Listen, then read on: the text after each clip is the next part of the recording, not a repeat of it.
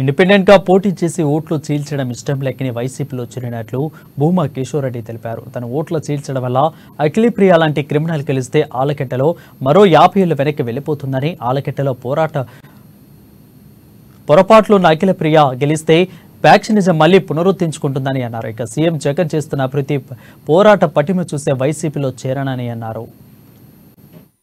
నేను జాయిన్ అయింది main reason ఏంటంటే నరేంద్ర మోడీ గారి పాలన చూసి, అదేవిధంగా ప్రతి రాష్ట్రం అభివృద్ధి చెందుతుంది, బీజేపీ పార్టీలో ఏదైనా ఒక భవిష్యత్తు ఉంటుంది, ఎదగచ్చు అనే దాంతో జాయిన్ అయ్యడం జరిగాం.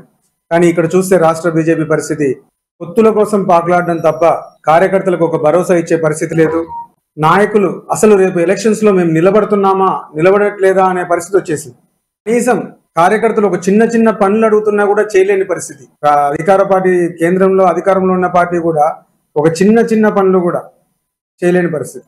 ఒక పక్క అక్రమ కేసులు పడుతున్నా కూడా, ఒక పక్క ఆస్తుల మీద గొడవలు.